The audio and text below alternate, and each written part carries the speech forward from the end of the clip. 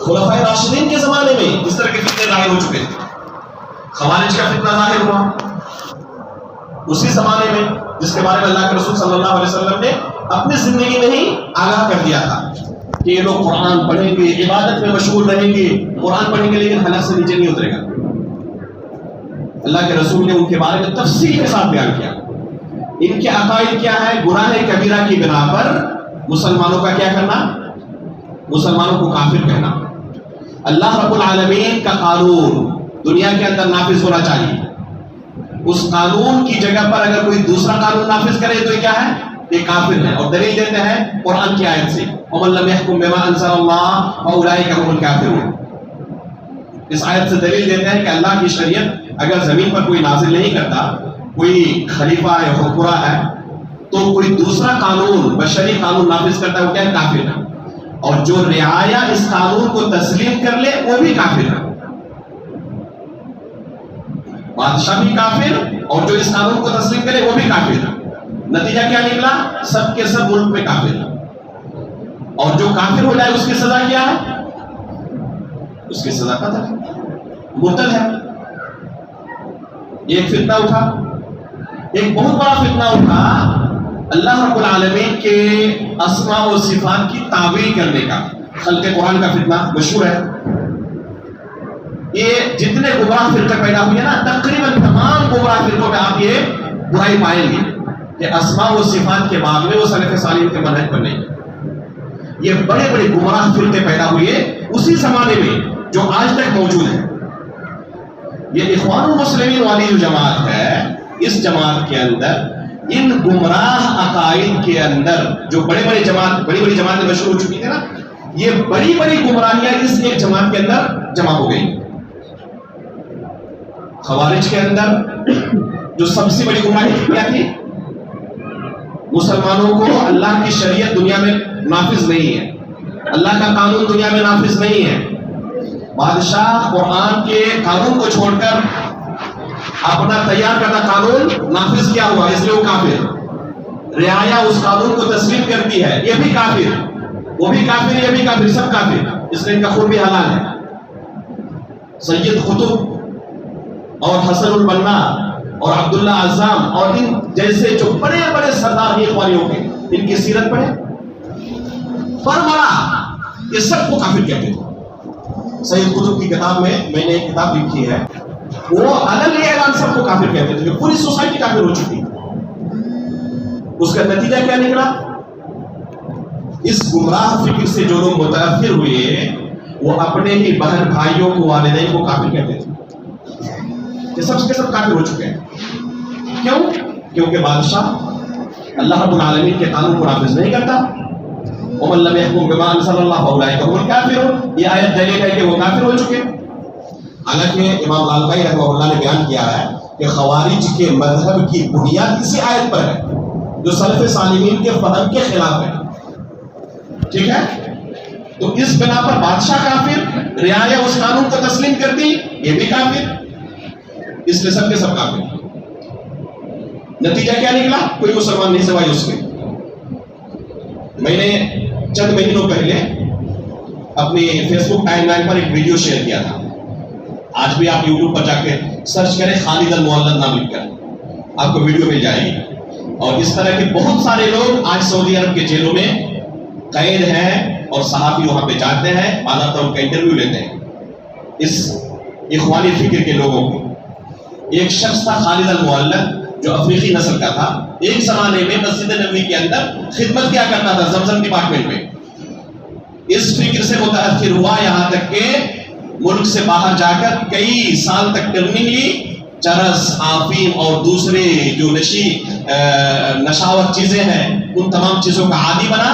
جب اچھی طرح سے فکر متغیر ہو گیا تب دشمنوں نے بھیجا سعودی عرب. اور ایسے ہی لوگوں کو اس طرح کرتے ہیں اور پھر یہاں پہ آ کے فتنہ و فساد پھیلانے کے لیے کچھ چھوڑ دیتے ہیں.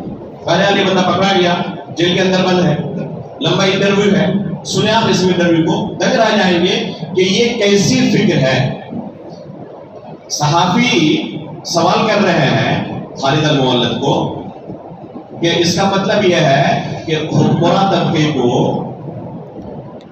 بادشاہ ہیں، وزراء ہیں، اور دوسرے لوگ پولیس ہے، عدالت ہے، اور یہ سب اہلکار جو ہیں سب کے سب آپ کے نزدیک کافر ہیں. تو بندہ کہتا ہے کہ صرف بادشاہ نہیں، رعایا بھی، ملک کے اندر جو عام لوگ ہیں وہ بھی کافر ہیں، کیونکہ یہ اس قانون کو تسلیم کرتے ہیں.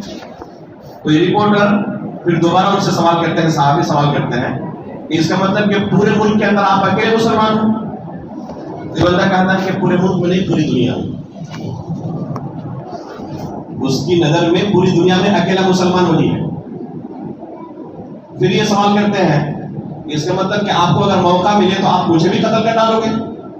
تو ڈھٹائی کے ساتھ کیمرے کے سامنے کہتا ہے کہ اگر چھری نہ ملے تو کم از کم گلا گھونٹ کر بھی ماننے کی کوشش کرتا ہے. آپ یہ فکر ہے، یہ والی فکر. سید قطب اور ان جیسے بڑے سرداروں نے یہی فکر لوگوں کے ذہن میں ڈالی ہے. یہ سب کے سب کافر ہو چکے ہیں. مسجد نبوی کے اندر امام حرمین کے پیچھے نماز نہیں پڑھتے کہ کافر ہو چکے ہیں. سید قطب نے اپنی کتاب میں لکھا ہے، جو مسجدوں کے اندر اذانیں سنائی دیتی ہے نا، اشہد ان لا الہ الا اللہ اشہد ان محمد رسول اللہ، یہ صرف زبان سے ادا کیے جانے والے کلمے ہیں. ان کے معانی اور مفاہیم سے لوگ واقف نہیں، ان کے دلوں کے اندر یہ کلمے داخل نہیں ہوئے ہیں. استاد محترم شیخ سلیمان الروحیلی حفظہ اللہ کہتے ہیں کہ بعض نوجوانوں کے ساتھ میں نے جا کے مناقشہ کیا جو اس فکر سے متاثر ہو چکے تھے. انہوں نے باضابطہ نام لے کر، استاد محترم کہتے ہیں کہ میرا نام لیا کہ آپ ہیں شیخ صالح الفوزان حفظہ اللہ ہیں، شیخ عبدالسلام السہیلی حفظہ اللہ ہیں، ہم آپ کو مرتد نہیں کہتے، ہم آپ کو اصلی کافر کہتے ہیں. آپ لوگوں نے کلمے کا معنی سمجھا ہی نہیں. اب سوچیں، یہ ہے اخوانی فکر، اور یہ کوئی ڈھکی چھپی چیز نہیں، ان کی کتابیں واضح طور پر موجود ہے کہ یہ جتنے بھی حکمراں ہیں یہ سب کے سب کافر ہو چکے ہیں. پوری دنیا میں کہیں کوئی سوسائٹی میں کوئی اسلامی ملک نہیں، مسلمانوں کا ملک نہیں ہے. ڈاکٹر اسرار احمد صاحب بربرا کہتے تھے کہ پوری دنیا میں کوئی ایسی سوسائٹی نہیں، کوئی ایسا ملک نہیں جسے ہم مسلمانوں کا کہہ سکیں. صرف ان کی نظر میں ایرانی تھا بس، جو صحابہ اکرام کو، ابو بکر و عمر کو بھی مسلمان ماننے کے لیے تیار نہیں تھے. صحابہ اکرام کے تعلق سے ہو یا نصوص کے صفات اور اسماء و صفات کے بعد میں جو گمراہ فرقوں کا عقیدہ ہے اور ان کا منہج ہے، یعنی یہ بڑی بڑی گمراہیاں اس جماعت کے اندر جمع ہو چکی ہیں. اور یہ کوئی ڈھکی چھپی چیز نہیں، ان کی کتابوں کے اندر واضح طور پر یہ چیزیں موجود ہیں. تو ظاہر سی بات ہے کہ اس کو تفصیل سے بیان کرنے کے لیے وقت چاہیے. تو یہ اس سے آپ لوگوں کو اندازہ ہو گیا ہوگا کہ اخوان المسلمین کسے کہتے ہیں اور کس لیے سلفی علماء ان سے تحذیر کرتے ہیں. آج کل خصوصاً گزشتہ 8-10 سال کے اندر عالم اسلام میں یہ جو تخریب کاری ہوئی ہے اور پورا ملک تباہ و برباد ہو چکا ہے، تو یہ اسی فکر کا نتیجہ ہے. ڈاکٹر یوسف قرضاوی نے تسلیم بھی کیا آخر کہ عرب علماء جو تھے یہ ہم سے اس معاملے میں کہیں زیادہ پختہ رائے رکھنے والے تھے. یہ ہماری غلطی تھی کہ ہم نے ان نوجوانوں کو جنگ پر ابھارا، بادشاہ کے خلاف ابھارا، مظاہرات کرنے پر، اسٹرائک کرنے پر، اور جس کے نتیجے میں آج یہ ملک حال ہو چکا ہے. یہ علماء ہمیں تنبیہ کرتے تھے کہ یہ طریقہ صحیح نہیں ہے. آج ہمیں پتا چلا کہ وہی صحیح تھے، ہم غلط تھے. باضابطہ ویڈیو موجود ہے ڈاکٹر یوسف قرضاوی اس بارے میں، اور وہ زندگی بھر نوجوانوں کو یہی ترغیب دیتے رہے کہ نکلو بادشاہ کے خلاف. خورو کا یہی کہتے تھے، خورو فواد سے ہے، مظاہرے کرو، اسٹرائک کرو، بادشاہ کے خلاف نکلو. اب سوچے اس کے خلاف اس کے پاس پوری طاقت موجود ہے. یہ گاؤں کا سردار ہو جس کے پاس اچھے خاصے پیسے ہو، 10 لوگ ہوں، گنڈے لوگ ہوں، اس کے خلاف کوئی نکلے تو چھوڑ دیتا ہے. ایک بادشاہ ہے جس کے پاس فوج ہے، عدالت ہے، پولیس ہے، پوری طاقت اس کے پاس موجود ہے، اور لوگ اس کے خلاف اسٹرائک کرتے تو چھوڑ دے گا؟ اس کا نتیجہ کیا ہوگا کہ وہ ایسے لوگوں کو قتل کریں گے، اور اس سے عام لوگوں کا خون بہے گا، معصوم جانوں کا خون بہے گا. اس لیے اللہ کے رسول صلی اللہ علیہ وسلم نے اس فتنے سے تفصیل کے ساتھ آگاہ کیا ہے، اور شاید کہ دنیا کے اندر کوئی دوسرا فتنہ نہیں جس فتنے کے متعلق حدیث رسول کے اندر اس تفصیل کے ساتھ تحذیر آئی ہے جو کہ اس فتنہ خوارج کے متعلق تفصیل آئی ہے.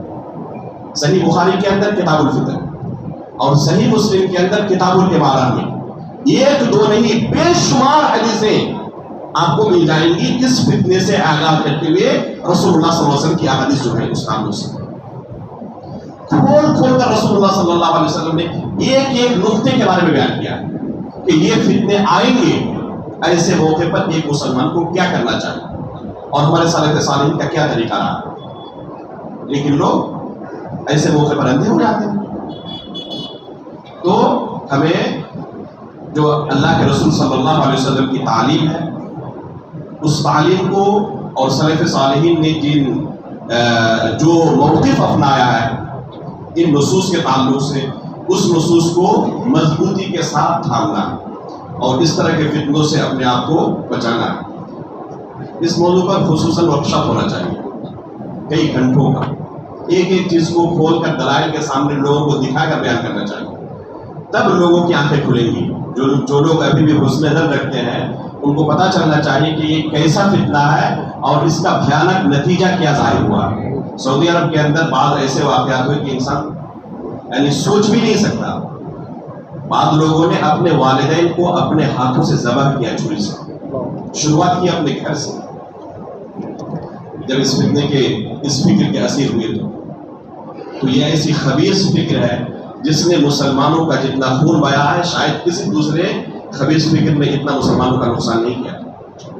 امام بخاری رحمہ اللہ نے اپنی صحیح کی شروعات اور امام مسلم رحمہ اللہ نے بھی اپنی صحیح کی شروعات کتاب الایمان سے کی، اور ایک نہیں بے شمار حدیثیں انہوں نے روایت کی ہے اسی خوارج کے باطل عقیدے پر رد کرتے ہوئے۔ تو یہ انتہائی خبیث فکر ہے، اور یہ فکر آج کل کے زمانے میں اخوانیوں کے یہاں ہمیں واضح طور پر دکھائی دیتی ہے۔ اس لیے ہم لوگوں کو اس فکر سے آگاہ کرتے ہیں کہ اس سے اپنے آپ کو دور کریں۔ آج بھی ہندوستان کے بہت سارے علاقوں میں خبریں آتی ہیں کہ بہت سارے نوجوان اسی فکر کے اسیر ہو کر گئے اور آج جیلوں میں بند ہیں۔ انہوں نے خود اقرار بھی کیا کہ ڈاکٹر اسرار احمد اور ان جیسے لوگوں کی کتابوں کو پڑھ کر ہم نے اس راستے کو چنا تھا، اور آج ہم افسوس کرتے ہیں کہ میرے بھائیوں اسلام یہ نہیں ہے۔ اسلام ہمیں اس چیز کی تعلیم نہیں دیتا۔ ان نصوص کے کیا معنی ہیں ہمیں جاننے کی ضرورت ہے۔ سلف صالحین نے کیا سمجھا، صحابہ نے، تابعین، تبع تابعین نے کیا سمجھا، اسے ہمیں جاننے کی ضرورت ہے، اور وہی راستہ ہمیں جنت میں لے جا سکتا ہے جس کو اللہ کے رسول صلی اللہ علیہ وسلم اپنے ساتھ دے کر گئے۔ اللہ کے رسول نے کیا کہا تھا آخری زندگی میں؟ ترکتکم علی المحجۃ البیضاء لیلھا کنہارھا لا یزیغ عنھا بعدی الا ہالک۔ میں تمہیں ایک واضح روشن شاہراہ پر چھوڑ کر جا رہا ہوں، جو بھی اس راستے سے تھوڑا سا ادھر ادھر ہٹے گا وہ کیا ہوگا؟ ہلاک و برباد ہو جائے گا۔ تو ہمیں چاہیے کہ اسی راستے کو مضبوطی کے ساتھ تھامے رہیں جس راستے کو اللہ کے رسول نے اپنے صحابہ کو دکھایا تھا۔ اس لیے کتاب الفتن صحیح بخاری کی اور کتاب الامارہ صحیح مسلم کے اندر اس کی حدیثوں کو علمی ورکشاپ کے اندر ایک دن، 2 دن، 3 دن کا ورکشاپ رکھا جائے اور ان احادیث کو لوگوں کے سامنے پیش کیا جائے۔ بعض لوگ جب سنتے ہیں تو تعجب کرتے ہیں کہ حدیث رسول ہے یہ صحیح بخاری کے اندر اور صحیح مسلم کے اندر حدیثیں موجود ہیں۔ تو ان حدیثوں کو لوگوں کے سامنے لانا چاہیے کہ اللہ کے رسول نے کیا ہماری رہنمائی کی ہے ان فتنوں کے موقع پر، کہ ہمیں کیسے ان فتنوں کا مقابلہ کرنا ہے۔ خصوصاً صحیح مسلم کے اندر کتاب الامارہ اور صحیح مسلم کے جو مقدمات ہیں انتہائی اہم مقدمات۔ میرا ارادہ ہے کہ اس مقدمے کو اختصار کے ساتھ ورکشاپ کے لیے تیار کیا جائے اور اس طرح ایک دن کے اندر اسے پڑھایا جا سکے 2-3 گھنٹوں میں۔ انشاءاللہ میں کوشش کروں گا کہ اسے جلد سے جلد مکمل کیا جائے۔ اللہ رب العالمین توفیق عطا فرمائے۔ دوسرا سوال کیا ہے؟ ناموس رسالت کے تعلق سے یہی آخری 1-2 منٹ میں کہہ کے خاموش کرتا ہوں، اس درس کو موقوف کرتا ہوں۔ ناموس رسالت کے تعلق سے ہو یا کسی دوسری چیز کے تعلق سے ہو، دیکھیں قانون 2 طرح کے ہوتے ہیں، ایک سول ہے اور ایک کرائم، ٹھیک ہے؟ جو کرائم لا ہے یہ انسان اپنے ہاتھوں میں کبھی نہیں لے سکتا، یہ مشروط ہے مسلمان حاکم کے ساتھ، چاہے وہ جرم کتنا ہی بڑا کیوں نہ ہو، لیکن یہ سزا دینے کا حق صرف اور صرف کون رکھتا ہے؟ صرف مسلم حاکم، مسلم حکمران جیسے زنا کا قانون ہے، اسی طرح کسی شخص کو کسی نے قتل کر دیا ظالمانہ طور پر، یا کوئی مرتد ہو گیا، یا کوئی اللہ کے رسول صلی اللہ علیہ وسلم کی توہین کرے، کوئی اللہ رب العالمین کی توہین کرے، قرآن کی توہین کرے، تو ان کے لیے جو سزا ہے، جبکہ قتل کی سزا ہو ایک دم صحیح طریقے کے مطابق، یہ سزا کوئی عام شخص نہیں دے سکتا۔ عمر فاروق رضی اللہ تعالیٰ عنہ بات بات پر کہتے تھے کہ اللہ کے رسول آپ اجازت دیں میں اس منافق کی گردن اڑا دوں گا، لیکن کبھی انہوں نے اڑایا کسی کی گردن؟ اللہ کے رسول سے اجازت کیوں طلب کرتے تھے؟ جب خود خلیفہ بھی بنے تبھی کسی کی گردن اڑایا؟ تو یہ ایک مسلم حکمراں کے تابع ہے، اور ایک مسلم حکمراں بھی ایسا نہیں کہ کسی کے بارے میں خبر ملا فوراً جا کے اس کی گردن اڑا دوں گا، بلکہ اس جرم کو ثابت کیا جائے عدالت میں، حقیقت میں وہ مجرم ہے ہی یا نہیں۔ اگر حقیقت میں اس کا جرم ثابت ہو جائے تو جو اسلامی طریقہ ہے اس طریقے پر اسے سزا دی جائے گی۔ جس طرح کا ہمارا ملک ہے اس میں مسلم حاکم نہیں، ہم اس طرح کے جرم کی سزا دلانے کے شرعی طور پر حق نہیں رکھتے۔ اگر کوئی اپنے ہاتھ میں اس قانون کو لے اور کسی ایسے مجرم کو سزا دے تو سب سے پہلے وہ شریعت کی مخالفت کرتا ہے۔ اس لیے جائز ہی نہیں کسی عام شخص کے لیے کہ کسی ایسے مجرم کو سزا دے اور ایسے مجرم کو کیا کرے؟ قتل کرے۔ تو ایک ہے کہ اس کی سزا شریعت میں حقیقت میں کیا ہے، تو یقیناً ایک شاتم رسول کی سزا حقیقت میں یہی ہے کہ اس کو قتل کیا جائے، لیکن کون کرے گا؟ کوئی عام شخص یا کوئی غیر مسلم نہیں، بلکہ مسلم حکمراں کے پاس یہ پاور اللہ نے دیا ہے۔ یہ پاور صرف، یہ طاقت صرف ایک مسلم حاکم کے پاس ہے جو یہ سزا دے سکتا ہے۔ اگر کوئی دوسرا اسے نافذ کرنے کی کوشش کرتا ہے تو گویا کہ خود ایک شرعی مخالفت کو انجام دیتا ہے۔ تو ہمارے اس ملک میں چونکہ اس طرح کی سزا دینے کے ہم حق نہیں رکھتے شرعی طور پر، اس لیے یہ طریقہ اختیار کرنا غلط ہے، یہ طریقہ اختیار کرنا غلط ہے۔ اس کے علاوہ جو حکمت کے ساتھ طریقے ہم اختیار کر سکتے ہیں، علماء کے ساتھ بیٹھ کر فیصلہ ہونا چاہیے اور ان کی رہنمائی میں لوگوں کو آگے بڑھنا چاہیے کہ علماء اس موقع پر کیا درست موقف سمجھتے ہیں، وہ جو فیصلہ صادق کریں اس کی اتباع کرنی چاہیے۔ خصوصاً فتنوں کے موقع پر ہر کوئی آزاد نہیں ہے کہ اپنی رائے پیش کرے اور جو اس کے دل میں آئے وہی موقف اختیار کر لے۔ صحیح مسلم کا پہلی حدیث اٹھائے، اس میں ایک فتنے کے بارے میں آپ پائیں گے۔ یہ فتنہ اٹھا تھا بصرہ سے، صحابہ کرام کے زمانے میں۔ دو جلیل القدر عالم دین تابعین میں سے ایک ہے یحییٰ بن یعمر اور دوسرے ہے حمید بن عبد الرحمن الحميري۔ ان دونوں کی حدیثیں صحیح مسلم کے اندر موجود ہیں۔ تابعین میں سے جلیل القدر عالم ہے۔ ایک فتنہ اٹھتا ہے اس علاقے میں، معبد الجہنی نام کا شخص یہ اعلان کرتا ہے کہ تقدیر نام کی کوئی چیز نہیں ہے، تقدیر کا انکار کرتا ہے۔ یہ ایک عجیب و غریب چیز تھی ان کے لیے کہ کوئی تقدیر کا انکار کرے۔ اس فتنے کے موقع پر ہمارا موقف کیا ہونا چاہیے؟ ان کو قتل کر دیں، ان کے ساتھ ناتعلقی ظاہر کریں، دوستی رکھیں قائم، کیا کریں؟ ایک فتنہ ظاہر ہوا ہے نا، ظاہر سی بات ہے کہ ہمارا رویہ کیسا ہونا چاہیے اس بارے میں سوچ سمجھ کر فیصلہ لینے کی ضرورت ہے۔ یہ دونوں تابعین کیا کرتے ہیں؟ بصرہ سے سفر کر کے مکہ آتے ہیں حج کے موسم میں یا پھر عمرہ کرنے کے لیے، اور مقصد ہے کہ یہاں کسی صحابی سے مل کر اس فتنے کا حل پوچھیں گے کہ ایسے موقع پر ہمیں کیا کرنا چاہیے۔ دیکھیں یہ اتنے بڑے عالم ہیں، اس کے باوجود خود سے فتویٰ نہیں دیتے کہ یہ کرو ان کے ساتھ۔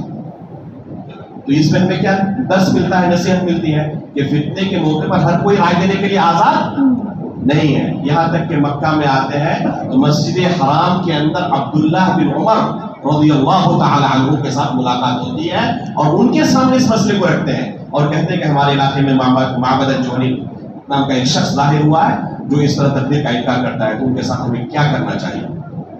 تو پھر وہ جو رہنمائی کرتے ہیں اس کے مطابق ہی عمل کرتے ہیں۔ یہ صحیح مسلم کے اندر پہلی حدیث ہے۔